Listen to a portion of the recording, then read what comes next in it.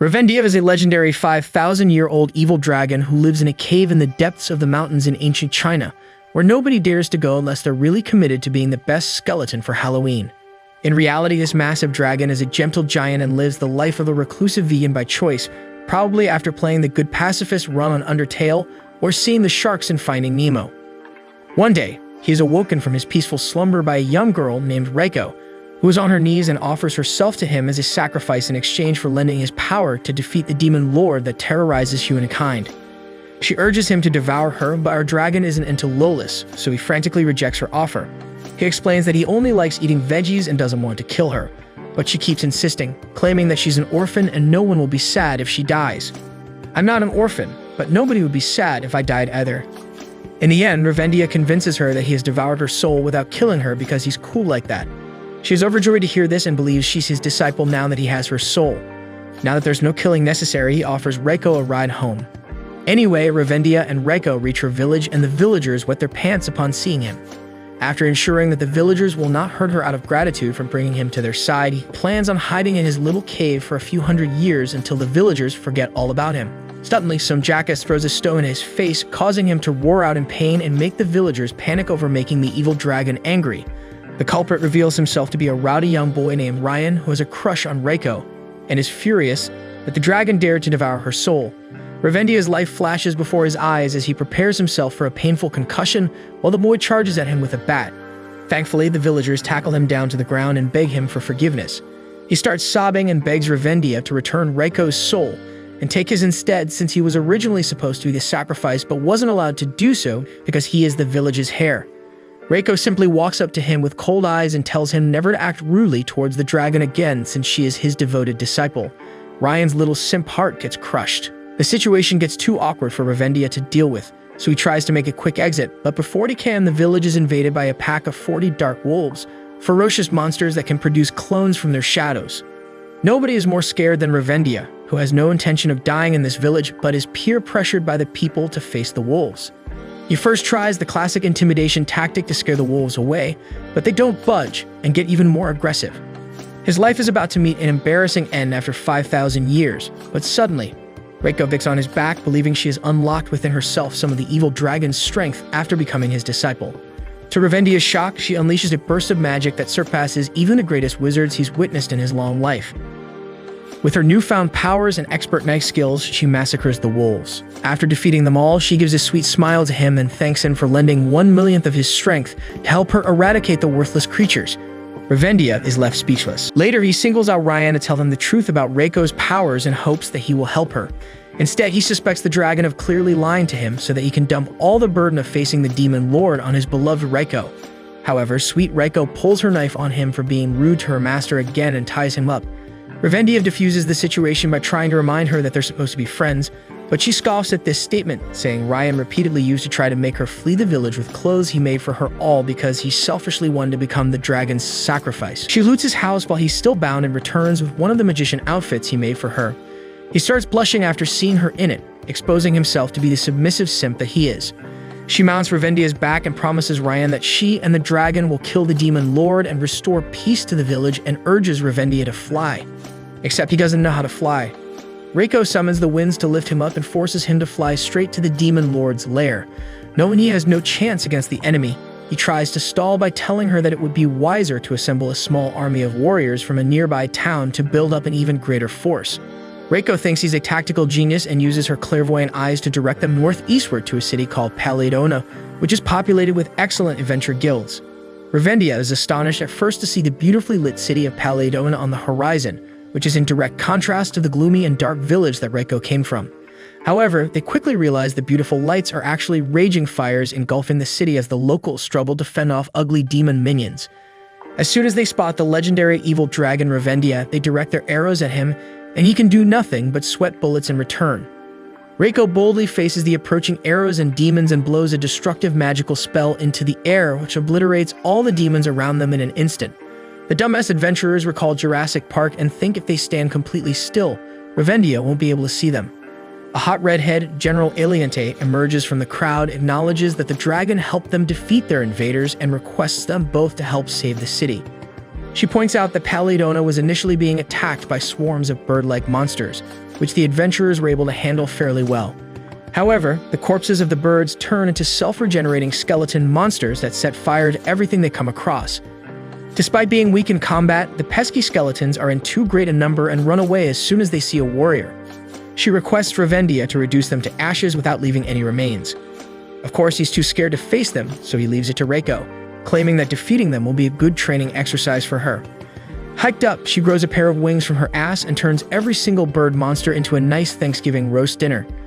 While she does a great job of becoming KFC's Employee of the Year, Revendia uses the wisdom he has acquired over the millennia of his life to deduce that there must be a demon leader who is manipulating every corpse within its sight, and for it to do so, it must be at a high vantage point from where it can look down on the entire city. Aliot thanks him and immediately dispatches her men to investigate every tower and roof in the city. Reiko returns to Revendia's side after defeating all the demons, waiting for her next orders, and he prescribes her a good rest. She curls up next to him, and he covers her from the rain as she sleeps while considering leaving her under General Aliot's care, believing her to be a good woman. Reiko dreams of one of the memories she has of her father, causing her to cry in her sleep, but she is comforted by the warmth of Revendia. Later that night, he directly asks Aliot if he can leave Reiko in the city.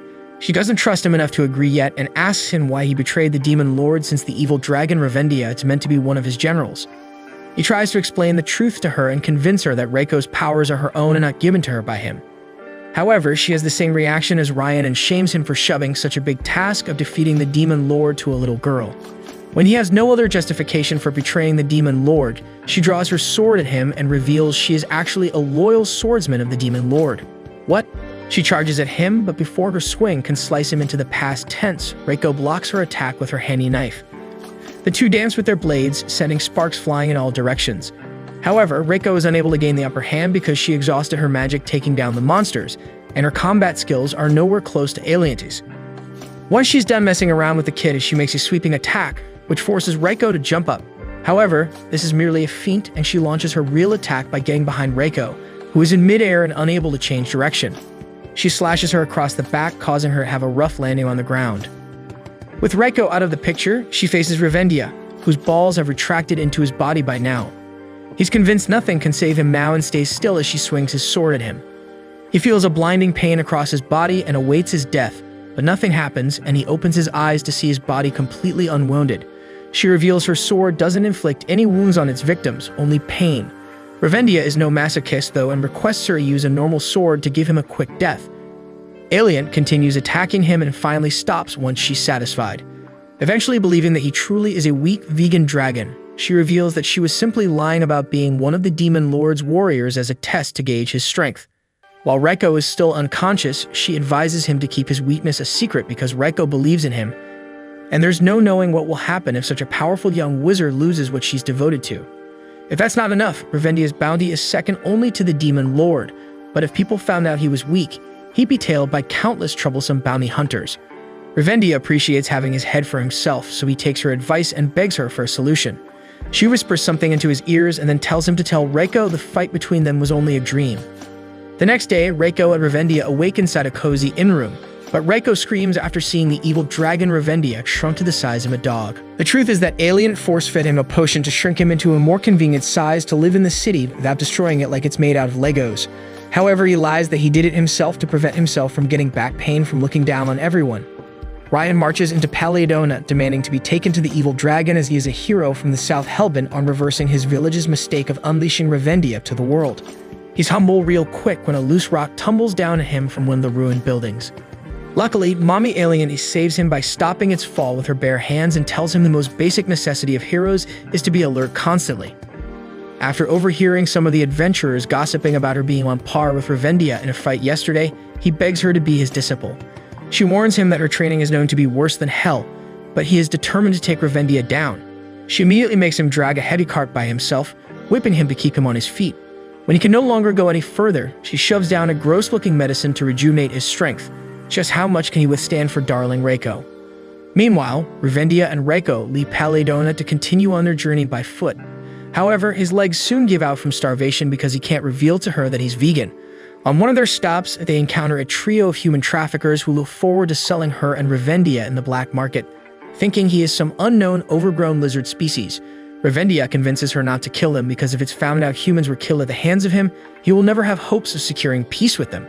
The traffickers hurl insults at them non-stop, causing even the ultra-pacifist Revendia to get tired of their bullshit, so he whispers to Reiko that she can give them just a little nudge as a lesson. She blasts the leader into oblivion, instantly causing the bandits to shut up and surrender.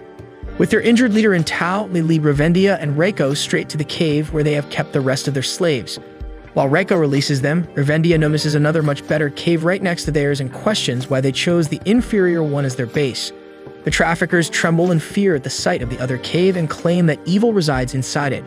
He can't get it out of his mind though, so he gives Reiko her second training assignment, which is to escort all the slaves to the nearest town for shelter and hand over the traffickers to the local authorities. As soon as she and the others have gone, he joyfully skips into the other cave, looking forward to feasting on his favorite type of shade-loving moss. It's not long after he gallops into the cave when a hole forms under his feet, and he falls right into it. He opens his eyes to see the terrifying sight of a skeleton in front of him. Black mist gathers in front of him to form a dark, sinister robed figure with a white Joker-like smile. He lets out an evil laugh and says in a voice as deep as Corpse Husband that finally, after years of waiting, a living being has entered his cave. All Revendia can do is cry out for Reiko to save him for like the 10th time. He waits for the creek to give him a gruesome death, but is surprised when he simply offers him an apple to eat. The robed figure turns out to be a friendly being who only wishes for companionship. This is a reminder to never judge a book by its cover, guys. He lays out an all-you-can-eat decadent vegetarian feast for his guest Revendia to gorge himself on. While the dragon stuffs his face with leafy greens, he notices the spirit looks rather depressed. He looks up at the ancient paintings on the cave walls and realizes that the spirit before him is the god of hunting, who came down to Earth to teach humans how to hunt and fend for themselves. Humankind cherished and worshipped him above all else for this, but once they'd mastered the art of hunting, they dumped him and moved on to other things, just like my ex. Now he lives a lonely life inside this gloomy cave because he can only leave it when someone needs him to learn hunting. God of Hunting is a long name, so let's call them Loner. Anyway, Revendia eats up his sob story and hesitantly volunteers to learn hunting out of pity. Immediately after he utters the words, Loner gets excited as if he were waiting for him to take the bait, and they leave the cave. His personality makes a complete 180 as he laughs like a madman and announces that he will teach Revendia everything he needs to know about hunting within 3 hours. First up is physical training because of course a hunter can't be expected to be any good if he can't catch up to his dinner. He makes Revendia drop and give 200 sit-ups, but they soon find out he's physically incapable of doing so because he has spines on his back. Loner's mind gets completely blown that his training has some flaw in it and quickly moves on to the next part. Second is balance training because a hunter must never lose his footing unless he wants to become dinner for his dinner. He makes Revendia cross a narrow log bridge which snaps under his weight. Again, he can't believe his eyes because it's the first time the bridge has ever broken in all of his millennia of coaching. He rejoins the bridge with magic and makes Revendia cross it again and again because it keeps snapping. The only thing Revendia learns with this lesson is just how much of a fatty he is. He horribly fails no matter what Loner tries to teach him, from archery training to trap making. The last straw is when he sets off the explosive obstacle course by growing in size after some of Alanit's potion wears off. Loner falls into despair over failing to make his student graduate even after 8 hours. Revendia tries to console him by saying that he's a hopeless student anyway who's used to failing. However, Loner can't accept this because he believes there are no bad students, only bad masters. Unable to deal with the thought of not bettering his apprentice in any way, he magically sharpens his claws and declares his student has graduated. After that, Loner makes a grand exit and disappears back into the depths of his cave. Exhausted from a day full of training, Revendia falls asleep against the tree next to him. The next day, he's woken up by Reiko, who has returned from her expedition. The little gremlin reports that there's a nearby big and prosperous city called Selianen, brimming with potential, and it's only protected by a sad excuse of a moat. She recommends conquering the city for its resources before the Demon Lord's army snatches it up. Revendia does his best to stop her from straight up invading the city, suggesting they should save their energy and simply walk into the city to claim it. He finds it weird how such a big city is only protected by a narrow moat, so she uses her clairvoyant eyes to detect a magical protective barrier around the city and narrows the source down to the so-called saint of water residing inside the city. Before they can set foot into the city, the saint's voice telepathically echoes in Revendia's mind, warning him against entering Selianen because he's not welcome. He gets afraid and almost changes his mind about entering when suddenly the saint's intimidating voice transforms into frightened screams. Reiko did not come all the way here to be played and bullies the saint into lowering the barrier. Call in ambulance! Call an ambulance! But not for me! Revendia feels guilty for Reiko's misconduct and is eager to meet the saint and clear up any misunderstanding with her. Reiko gets ticked off that all the civilians seem to be shooting daggers at him, so she offers to poke their eyes out. However, he instead tells her that it would be far more prudent to be in disguise, claiming that the art of disguise is a valuable skill for the disciples of the evil dragon. She swallows her embarrassment like a good disciple and announces to the crowd around them that they are from a traveling circus and that Revendia is her trained pet dragon. Immediately, the locals drop their guard out of relief and one of them explains the tale of the city. A time long, long ago, this land was a barren desert that was unfriendly to all forms of life. However, one day the Saint of Water arrived and blessed the land with rich streams and fertile soil, allowing the growth of the now prosperous city of Salinan. Hence, the people of Salinan worship her as their local deity. Revendia looks forward to staying here since it's much safer than hunting down the demon lord, but knows it is crucial to clear things up with the saint if they want a harmonious stay. Bringing his bulldog Reiko would only make things worse, so he decides to take a walk alone after telling her to rest in the hotel room. He looks for the saint everywhere, but she's nowhere to be found. The search makes old Revendia thirsty, and he switches his attention to finding drinking water. He enters a pub to see a pitcher full of water and gladly walks toward it, but before he can grab it, the pitcher falls down the table. Out from the pitcher, the saint who was hiding from the terrifying dragon quickly scrambles away without him seeing because she mistakes his disappointment for seething rage. Next, he sluggishly walks toward a barn, where he sees a trough full of water. His eyes light up, and he prances toward it only to find no water in it yet again, as if it was a mirage in the middle of the desert. No matter where the saint runs off to hide, he seems to follow with the intent of swallowing her, and both of their days turn out to be living nightmares. By dusk, Revendia is beyond exhausted, and he plops by the riverbank with an empty stomach and parched throat. Sadly, the locals told him the river has an anti-demon barrier mounted by the saint, so he can't drink from it. Thankfully, a group of kids approaches him and hears his rumbling stomach.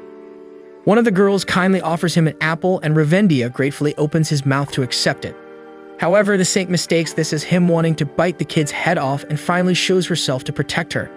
He tries to explain he was only after the apple, but it's hopeless, and she makes the kids return home. They don't even leave the apple behind for him to eat later. The saint courageously faces him now and is ready to square up.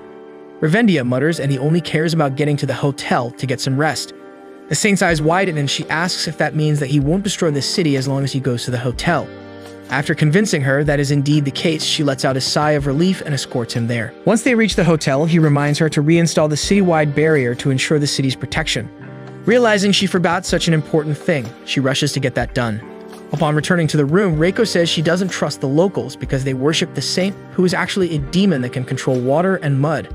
Revendia reasons with her that she worships him even though he's supposed to be an evil dragon, so she must not judge the saint before she meets her. She finally relaxes and they fall asleep side by side. The next morning, they are abruptly woken up by the saint, who is poorly disguised as a maid and tries to manipulate them into skipping town first thing in the morning. She presents them with a breakfast of garbage and leftovers, emphasizing the importance of recycling and hoping to drive them away. Reiko's short fuse explodes and she tackles her to the ground for daring to insult her master. The maid quickly turns into water and slithers away, screaming for help. Revendia sighs disappointedly and sits her down to explain that he wants his disciple to behave in a way that is befitting of someone with power since it's a huge responsibility. She shouldn't pick useless fights all the time. Until she learns to control herself, she is ordered not to use her powers without his permission, except for self-defense. After that lesson, he encourages her to play with the kids her age that offered to feed him yesterday since it's an important skill to be familiar with human customs. Reiko obediently accepts the mission and goes off to play the hell out of the kids. Seconds after she leaves his side, Revendia goes and gets himself sucked into another secondary location by stepping on a puddle outside the hotel room. He gets teleported to a deep pool of water, with the saint holding him underwater, determined to pull a kamikaze that will end both their lives for the sake of protecting Salinan. His cries for Reiko to save him fall on nobody's ears. Reiko senses his order disappear but decides the higher priority is to complete the mission assigned to her. The other kids flock around her and are eager to find out what tricks she does in the traveling circus.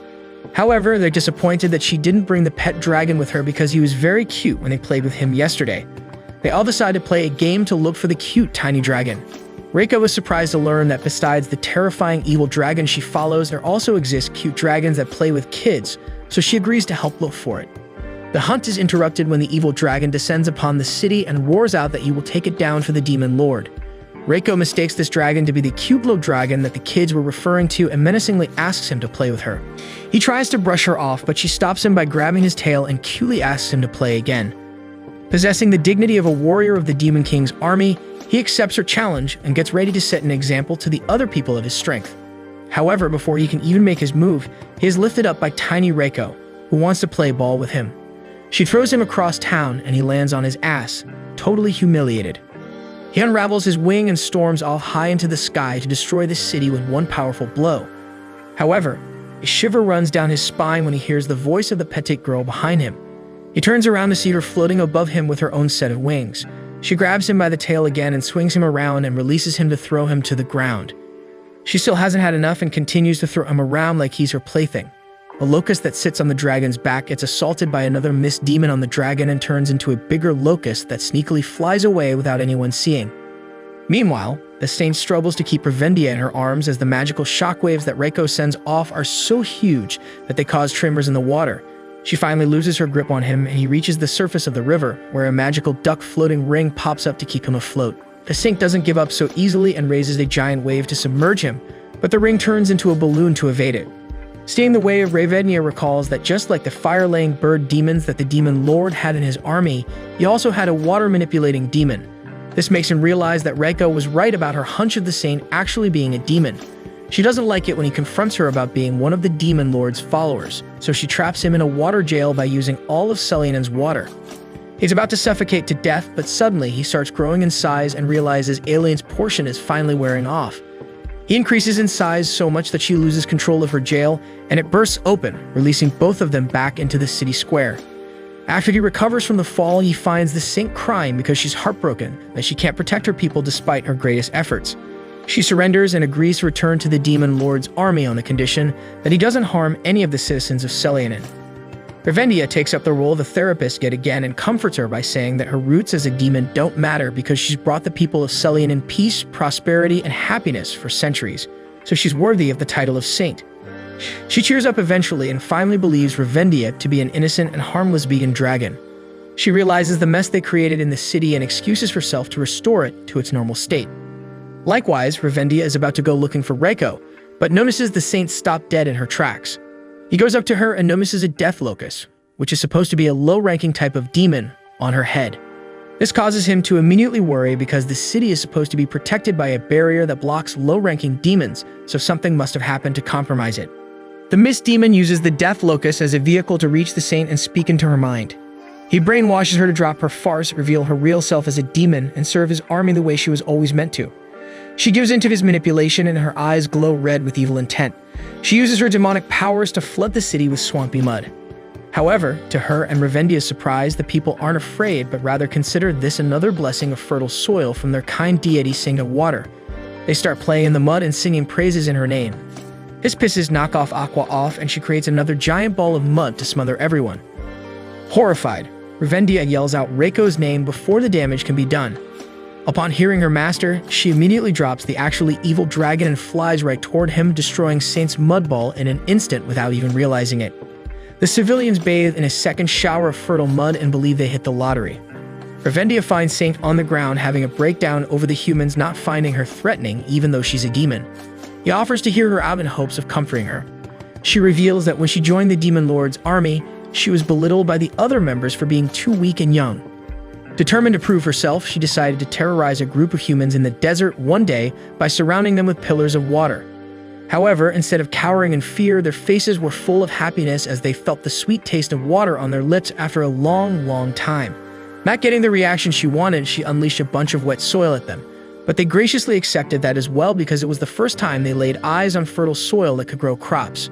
Rather than running away from her for being a demon, they called her a holy saint for bringing them the stuff of life and started worshipping her.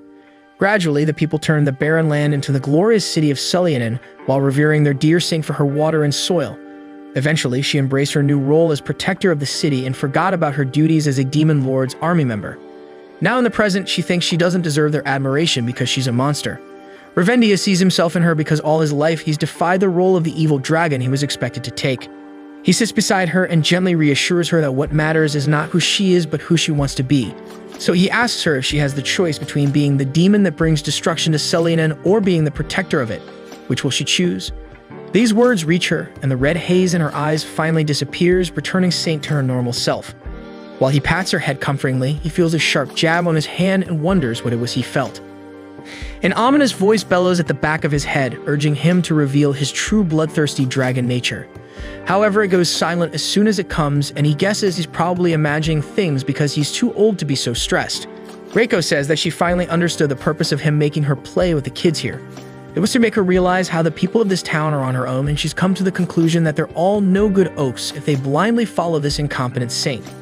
Hence, she realizes that Selenen is too unworthy of the evil dragon's reign, and they should keep moving. Revendia likes the peace of the city but agrees to depart because they cause enough trouble already. They try to slip away without a word, but they're confronted by Saint at the moat, who doesn't allow them to leave without saying goodbye and insists they at least stay until the festival worshipping her is over in a few days, claiming that she only requests this because the children are excited to see their favorite traveling circus due perform. Reiko is about to firmly reject, but Revendia shuts her up and agrees to stay until the festival is over. Meanwhile, the Mist Demon continues to worm through Revendia's brain, trying to uncover his hidden darkness, but is surprised at just how well hidden it is. He is happy that they're staying even longer in the city because that will give him more time to turn Revendia to the dark side and conquer Selenen for the Demon Lord. What happened to the actually evil silver dragon, you ask? Well, after Reiko left him, he's been traumatized and developed a split personality disorder. He wanders the outskirts of the city, alternatively roaring that he'll destroy the place, and then immediately turning into an Annie, May schoolgirl, and groveling that he's a good dragon.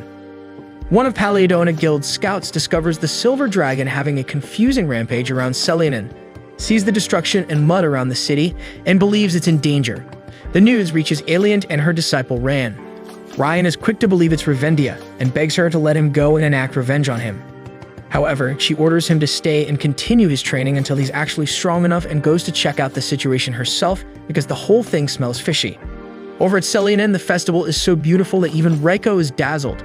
Revendia tells her to treat herself to whatever food she pleases and uses the chance to slip away and fill his own stomach. He can't queue up for the delicious human food being sold at the stall because he needs to maintain his image, but he finds a sheep pen where the sheep are munching on fresh grass. However, by the time he gets there, all the grass is over. The farm's little girl comes over with more grass and feeds them to him. While he gobbles the greens up, Reiko appears in front of the pen, and the sight of her evil, fearsome dragon master feasting on grass fed by a little girl is so shattering that she drops her lollipop. He brays like a sheep in panic, and she gladly accepts that as proof that she mistook a sheep for her noble master because she's tired, finally understanding why he keeps making her rest. She briskly walks away as if she saw nothing to maintain her sense of self. Now that's one hell of a coping mechanism. Soon after she's gone, the sheep herd around the girl and eat all of the grass she was holding, leaving nothing for Revendia. This frustrated him because he really wanted to eat more. The Mist Demon inside him emerges again, finally sensing a hint of darkness from him. He fuels the fire and urges Revendia to revisit his darkest deeds and bring back those feelings. With a whole lot of guilt, he recalls that he once came across a tree with super ripe fruits, and they looked so delicious that he hoarded them all without leaving any for others. The Mist Demon is flabbergasted about how this is his darkest deed and watches in awe as Revendia uses that darkness to fight the sheep but ends up getting defeated. The darkest aura dissipates from him and he comes back to his senses. The kind little girl apologizes to him for letting all the sheep eat the grass and then comes up with a bright idea that they should go to the silver dragon outside the city, who hasn't eaten either, and bring him along on a feeding spree at the grass fields. She takes him to the other dragon, which makes Revendia finally understand what Reiko meant when she said she was playing with a cute dragon yesterday. He tells the girl they're colleagues from the same circus and asks her to leave them so he can speak to him privately. Once she's gone, he apologizes to the dragon for anything that Reiko did that might have upset or offended him. The silver dragon gets enraged when he hears of Reiko again and decides to enact revenge by killing Revendia, but before making his strike, he turns into a good dragon and asks to play. Reiko has earned the honor of having a permanent spot in his therapy sessions. Revendia pets him, and the Mist Demon transfers from him back to the silver dragon, allowing him to possess him and turn him completely evil. He stomps his foot hard on the ground, alarming Revendia and causing him to notice the tangible ill intentions rushing out of the silver dragon. He roars out that he's the ruler of the wild winds and creates a giant orb of lightning to attack Revendia.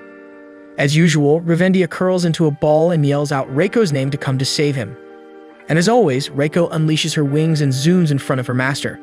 The The Mist Demon realizes that the strongest being in this town isn't Revendia, but is actually this little girl and regrets not possessing her instead of Saint. He now plans to provoke her to make contact with the dragon so that he can possess her. His first few attempts by trying to strike her fail because she dodges them all with Mario jumps. However, she picks up one of the dragon's hands and swings him around as before, giving the Mist Demon enough time to infect her.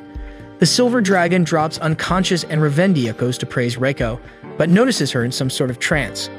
The Mist Demon is overjoyed at succeeding in his plan because with her power, he can rule not only this city but the entire world. He tries to make her go to the dark side as he did with Saint and the silver dragon, but he doesn't realize she owns the dark side. Behind him, a giant Reiko looms behind him with black dragon wings. She creates a tornado made of so much dark energy that it sucks the Mist Demon inside. In his last moments, he wonders how she blindly obeys the useless Revendia's words despite possessing so much dark power. In her trance-like state, she revisits the painful memory of seeing his father being killed by demons. The flood of trauma causes her to fall into despair and unleash a tremendous amount of magic at once, like a nuclear explosion. Reiko did it before Oppenheimer, guys. After the explosion, Revendia opens his eyes to see everything before the horizon destroyed except for him. Reiko floats above him surrounded by a ray of electrifying blue light, looking more and more like a dragon by the minute. The strong air currents start sweeping him off his feet, and he's saved just in time by General Alien. She explains that her worst fears have come true. She detected a great demonic energy sleeping within Reiko when they first came to Paladona, but heard good nature and will suppress them until now when some force has broken the seal inside her. Now she is transforming into a full-fledged demon who will act on her basic instincts in front of their eyes. She screams out that she will destroy Saint first for continually disrespecting the great Revendia. Saint cries and wets her pants, begging Revendia and Alien to help her. Alien protects the civilians by stopping a giant boulder from hitting a group of them, after which she orders them to evacuate immediately. Once they're gone, she boldly stares at Reiko above for a while until she suddenly turns in the other direction and runs, yelling at Revendia and Saint to do the same. Revendia is in disbelief, but Alienta points out that nobody can defeat such a powerful force, and besides, he wanted to get rid of her in the first place, so he's finally getting what he wanted. He admits that's what he wanted at first and rationalizes to himself that now that Reiko is so strong, no one will harm her, but deep down, he knows this isn't right. He eventually gathers the courage he never had before and stops running. The two ladies think he's gone mad, but he declares he won't just leave her alone and starts slowly walking toward her while she's casting another round of explosive magic. For the past 5,000 years of his life, he always sought to protect himself first whenever danger arose, but this time he is determined not to escape. He walks headfirst into Reiko's magic spell, causing him to lose consciousness. Well, a plus for effort.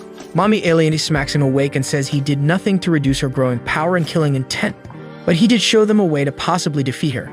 Without elaborating any further, she grabs his tail and swings his body around to use as a shield to absorb Reiko's magical orbs. Miraculously, he doesn't have a single scratch on him, which confirms Alienta's suspicion that despite Reiko being totally out of her mind, she hasn't stopped thinking of Revendia as the great evil dragon, so her attacks have no effect on him. This proves that there's a morsel of humanity left within her, and Revendia is the only one who can get through to her. She throws him right at one of her vortex spells, and it seems to work at first, but ultimately, he starts falling back to the ground. Luckily, Saint prevents him from turning into chum by surrounding him with a bubble before he hits the ground. Reiko continues to transform into a dragon, black scales erupting from all over her body. Alien realizes her new plan won't work because Revendia's reduced size makes him too light to resist being blown away by the strong winds. Hence, they have no choice but to stick to the original plan, which is to sacrifice Saint and use the opportunity to let the others escape. Obviously, Saint isn't selfless enough to be a fan of this plan. Revendia comes up with another plan and asks Alienta to stall for him until he can act on it. Next, he asks Saint to give him a hand, and she has no choice but to agree unless she wants to become past tense. He makes her absorb all the shrinking potion from his body while Alien does her best to keep Reiko away.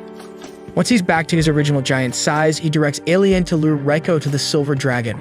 Luckily, Reiko's brain is so fried that she gives up the advantage of a ranged fight and engages her in close combat, which Alien specializes in. Once she's above the body of the silver dragon, Revendia fashions a slingshot using the special claws Loner gave him and anchors it to the wings of the silver dragon. Saint pulls him back and releases, flinging him toward Reiko. He infiltrates her magical barrier and knocks her back, urging her to come back to him. The impact makes Reiko get a flashback of another memory when the crew members of the ship they were on accuse her and her father of being monsters in disguise who destroyed the ship. Despite being gravely injured by the demon attack from the previous memories, her loving father gently tied her hair with a red ribbon and assured her that she did nothing wrong and that even though life would be full of misunderstandings like this, she would find someone who understands her and be kind to her. After that, he died in her arms. The memory makes her awaken and return to her normal state. Revendia holds her in his arms and redoes the ribbon on her hair, apologizing for not tying it neatly because of his clumsiness. She smiles and thanks him. He tells her they caused a lot of trouble this time, so they must go and apologize to the people of Celadon. Luckily, everything took place on the outskirts, so the city center was unharmed. The citizens are so optimistic that they get in gear to continue the festival after repairs. Revendia gives his favorite disciple, Reiko, the order to enjoy the festival to her heart's content, to which she gladly agrees. In the end, the gentle vegan dragon Riviana will always be her great evil dragon. That's it for this video. Make sure to like and subscribe and watch this next video on screen.